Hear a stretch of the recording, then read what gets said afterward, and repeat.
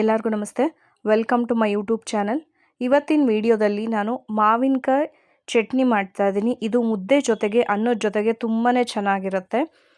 ಈ ಮಾವಿನಕಾಯಿ ಸೀಸನ್ನಲ್ಲಿ ಈ ರೀತಿ ಹುಳಿ ಹುಳಿಯಾಗಿರುವಂಥ ಗೊಜ್ಜನ್ನ ಮಾಡ್ಕೊಂಡು ತಿಂದರೆ ಮುದ್ದೆ ಜೊತೆಗೆ ತುಂಬಾ ಚೆನ್ನಾಗಿರುತ್ತೆ. ಅನ್ನದ ಜೊತೆಗೂ ಬೆಸ್ಟ್ ಕಾಂಬಿನೇಷನ್ ಅಂತಲೇ ಹೇಳ್ಬೋದು.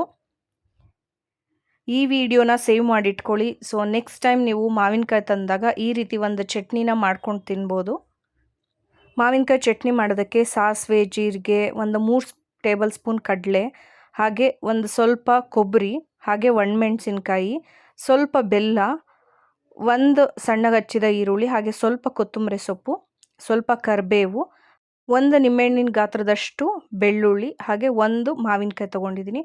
ಆದಷ್ಟು ಮಾವಿನಕಾಯಿ ಕಾಯಿ ಥರ ಇರಬೇಕು, ಹಣ್ಣಾಗೋ ಥರ ಇರಬಾರ್ದು. ಹಾಗೆ ಹುಳಿ ಹುಳಿಯಾಗಿರೋ ಥರ ಮಾವಿನಕಾಯಿ ಇದ್ದರೆ ಈ ಚಟ್ನಿ ತುಂಬಾ ಚೆನ್ನಾಗಿರುತ್ತೆ.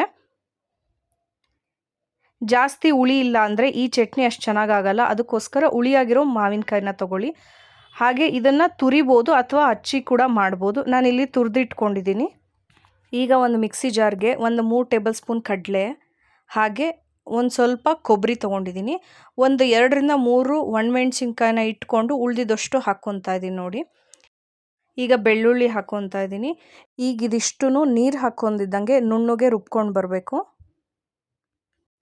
ಈಗ ಇದಕ್ಕೆ ಒಂದು ಹಿಡಿಯಷ್ಟು ಕೊತ್ತಂಬರಿ ಸೊಪ್ಪು, ಹಾಗೆ ತುರಿದಿರೋ ಅಂಥ ಮಾವಿನಕಾಯಿನ ಹಾಕ್ಕೊತಾ ಇದ್ದೀನಿ.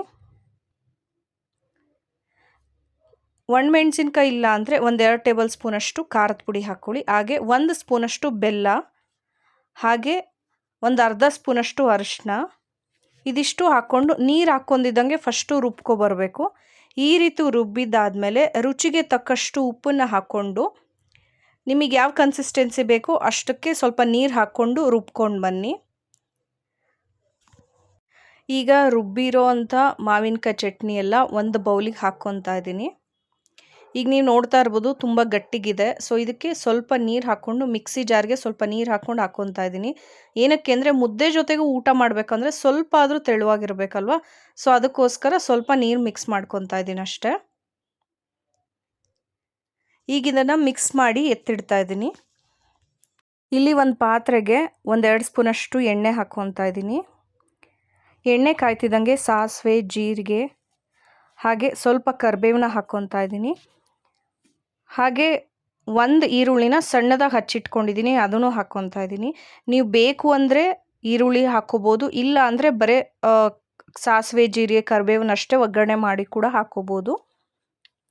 ಮಾವಿನಕಾಯಿ ಸೀಸನಲ್ಲಿ ಈ ರೀತಿ ಒಂದು ಚಟ್ನಿ ಮಾಡಿಟ್ಕೊಂಡ್ರೆ ನಿಮಗೆ ಅನ್ನದ ಜೊತೆಗೆ ಮುದ್ದೆ ಜೊತೆಗೆ ತುಂಬಾ ಚೆನ್ನಾಗಿರುತ್ತೆ. ಈರುಳ್ಳಿ 3/4 ಭಾಗ ಬೆಂದಿದೆ ಅಂದಮೇಲೆ ಇಲ್ಲಿ ನಾನು ಒಣಮೆಣ್ಸಿನ್ಕಾಯಿ 1-2 ಒಣಮೆಣ್ಸಿನ್ಕಾಯಿನ ಹಾಕ್ಕೊಂಡಿದ್ದೀನಿ. ಈಗ ಇದು ಕಂಪ್ಲೀಟಾಗಿ ತಣ್ಣಗಾಗೋದಕ್ಕೆ ಬಿಡಬೇಕು. ತಣ್ಣಗಾದಮೇಲೆ ಆ ಮಾವಿನಕಾಯಿ ಚಟ್ನಿಗೆ ಈ ಒಗ್ಗರಣೆನ ಹಾಕ್ಕೊಂಡು ಮಿಕ್ಸ್ ಮಾಡ್ಕೋಬೇಕು. ಮತ್ತು ಇದನ್ನು ಬಿಸಿ ಮಾಡೋದು ಬೇಕಾಗೋದಿಲ್ಲ. ಇದನ್ನು ಫ್ರಿಜ್ಜಲ್ಲಿಟ್ಟು ಸಹ ನೀವು ಬಳಸ್ಕೋಬೋದು. ಇದನ್ನು ಮುದ್ದೆ ಜೊತೆಗೆ ಅನ್ನದ ಜೊತೆಗೆ ತುಂಬ ಚೆನ್ನಾಗಿರುತ್ತೆ. ಆದಷ್ಟು ಹುಳಿಯಾಗಿರೋ ಮಾವಿನಕಾಯಿ ತೊಗೊಂಡ್ರೆ ಮಾತ್ರ ಇದು ಚೆನ್ನಾಗಿರುತ್ತೆ.